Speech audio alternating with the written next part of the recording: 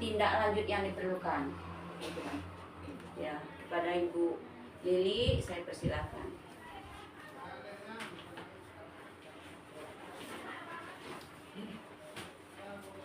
Terima kasih.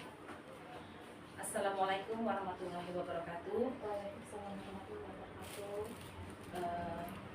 Alhamdulillah, alhamdulillah, Nabi Nasma'in wa nasta'firullah wa na'udzu billahi wa alhamdulillah, asyhadu an la ilaha illallah wa asyhadu anna muhammadan rasulullah. Yang terhormat Ibu Eni Nafisa selaku pengawas kami, yang terhormat Ibu guru saya Bu dari Puspasari.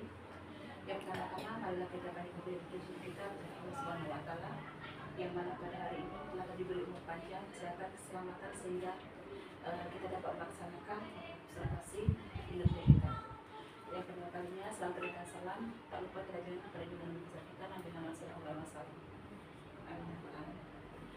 Baiklah, di sini saya akan menyampaikan presentasi tentang indikator memandu perencanaan pembelajaran. Dengan keberhasilan indikatornya, upaya memandu pertemuan perencanaan program dan anggaran sekolah berbasis data untuk peningkatan kualitas pembelajaran. Selanjutnya, ini adalah langkah-langkah memandu dalam perencanaan pembelajaran. Yang pertama yaitu menetapkan tujuan pembelajaran. Yang kedua, perencanaan kegiatan pembelajaran. Yang ketiga, pengembangan sumber daya. Yang keempat, monitoring dan evaluasi. Yang kelima, keterlibatan orang tua. Kemudian, tujuan perencanaan pembelajarannya yaitu mendorong perkembangan fisik, kognitif, sosial, dan bahasa secara seimbang, meningkatkan keterampilan dasar, mengembangkan sikap positif, nilai-nilai moral, dan perilaku yang baik melalui kegiatan sehari-hari. Selanjutnya, mendorong eksplorasi dan imajinasi anak melalui kegiatan yang merangsang kreativitas. Kemudian, kemandirian dan tanggung jawab. Yang terakhir yaitu keterlibatan orang tua. Ini adalah visi misi TK Sabri Nisa. Visinya yaitu cerdas, berhakkat mulia, kreatif, dan mandiri. Misinya mengembangkan semua kecerdasan sesuai bakat dan minat anak. 2. Membangun budi pekerti dan berakhlak baik dalam kehidupan sehari-hari anak berdasarkan norma-norma dan aturan agama. Yang ketiga, mengembangkan pengetahuan dan keterampilan anak dengan melakukan kegiatan yang kreatif dan inovatif. Yang keempat, membangun rasa percaya diri anak agar anak mampu melangkah lebih baik untuk masa depan. Dan ini adalah program satuan pendidikan. Yang pertama, pembelajaran berbasis proyek. Yang kedua, kegiatan parenting. Yang ketiga, pentas seni kreatif. Yang keempat, kunjungan edukasi. Yang kelima, kelas orang tua. Dan yang terakhir, pemberian makanan tambahan. Ini adalah indikator keberhasilannya memandu upaya untuk memandu pertemuan perencanaan program dan anggaran sekolah berbasis data untuk peningkatan kualitas pembelajaran. Nah, dari semua itu ini adalah contoh tayangan lapor pendidikan yang ada di sekolah kami pada tahun 2024 ini. Dari semua indikator yang ada, salah satu indikator yang bernilai sedang itu adalah kemitraan dengan orang tua wali murid. Nah, itu artinya apa artinya? Nah, di sini dari hasil tadi ada akar masalah yang harus kita benahi. Nah, yaitu perencanaan untuk proses pembelajaran yang efektif.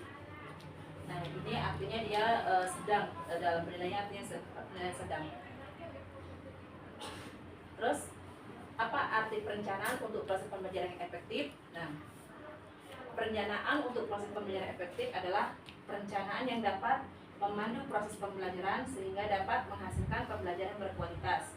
Kualitas dilihat dari efektivitas rencana pembelajaran dan memandu proses pembelajaran yang dapat membangun kemampuan sosial. Bagaimana cara mengukur capaian indikator ini? Nah, nilai rata terkait perencanaan pembelajaran yang yang efektif. Sedang artinya perencanaan pembelajaran di satuan PAUD sudah disusun berdasarkan kurikulum nasional, namun belum mengembangkan karakteristik satu pendidikan dan tidak selalu menjadi tujuan pembelajaran di kelas.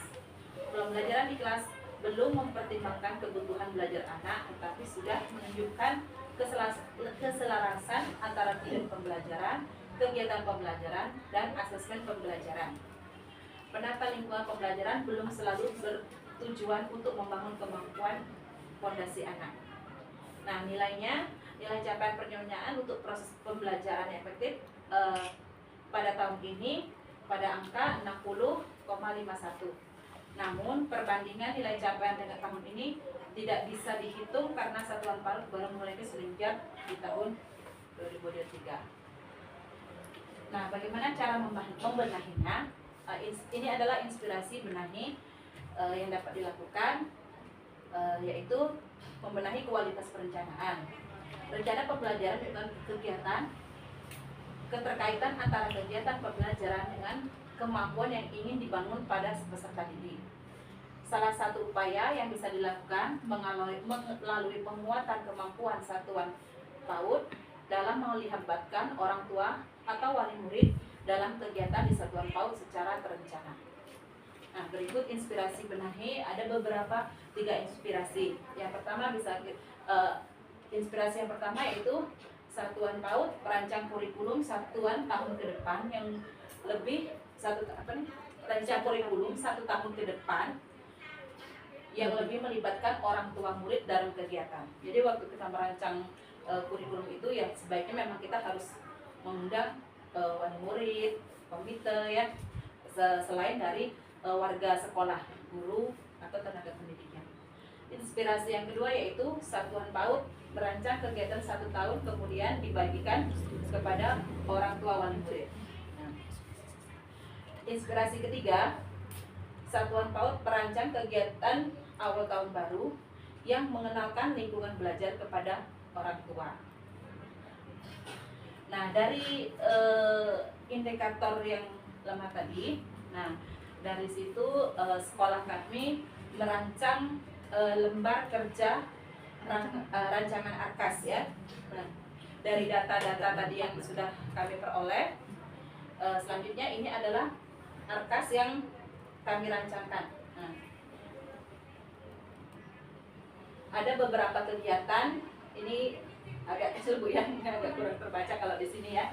Nah, ini hanya sekedar ini aja beberapa bagian yang kami prioritaskan kepada kemitraan dengan orang tua. Bisa kami kegiatan seminar parenting, itu sudah kami coba anggarkan. Yang jelas kami prioritas untuk kegiatan dengan orang tua murid. Nah, dengan pendekatan berbasis data ini, pertemuan perencanaan program dan anggaran di sekolah dapat lebih terarah dan efektif, sehingga bertambah positif pada peningkatan kualitas pembelajaran.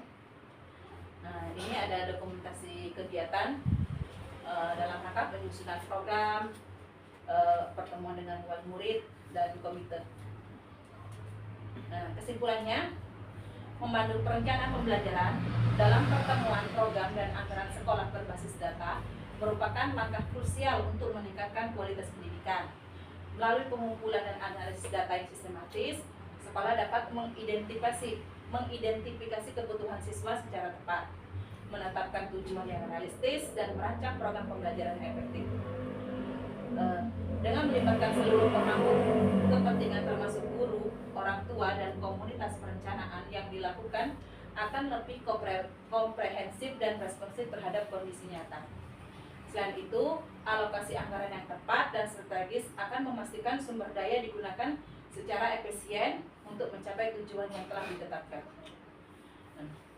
Selanjutnya, monitoring dan evaluasi yang berkelanjutan akan memberi umpan balik berharga untuk perbaikan, sehingga program pembelajaran tidak hanya dapat berjalan sesuai rencana, tetapi juga dapat disesuaikan dengan kebutuhan yang berkembang. Dengan pendekatan berbasis data ini, diharapkan sekolah dapat menciptakan lingkungan belajar yang lebih baik, meningkatkan hasil belajar siswa, dan mempersiapkan mereka untuk menghadapi tantangan di masa depan. Terima kasih. Mungkin hanya itu pemaparan dari saya. Mungkin Bu Guru saya, Bu Dewi, ada yang ingin ditanyakan? Baiklah Ibu Lili, terima kasih atas kesempatan yang telah diberikan dari paparan tadi tentang rencana pembelajaran. Sudah cukup baik dan saya cukup mengerti. Nah, di sini ada yang ingin saya tanyakan, yaitu pada langkah-langkah memandu perencanaan pembelajaran, salah satunya yaitu pengembangan sumber daya. Nah, jadi bagaimana cara kita untuk mengembangkan sumber daya pendidik agar perencanaan pembelajaran pada peserta didik itu lebih maksimal lagi? Baik, terima kasih Bu Dewi, pertanyaan yang sangat bagus. Nah, yang tentunya kita sebagai pendidik ya Bu Dewi, untuk mengembangkan sumber daya pendidik, kualitas kita pendidik itu agar lebih baik bagaimana gitu ya. Ya. Mungkin cara pertama kita bisa melakukan ikut serta dalam pelatihan atau seminar kan sekarang banyak ya, tidak harus tatap muka, kita bisa online, seminar online gitu kan. Nah, bisa melalui itu juga bisa. Nah, atau mungkin kita membuat komunitas belajar dengan praktek baik bersama teman-teman antar gugus, antar sekolah gitu. Ruang lingkup kita kecil saja itu sudah bisa. Nah, selagi dalam tujuan untuk mengembangkan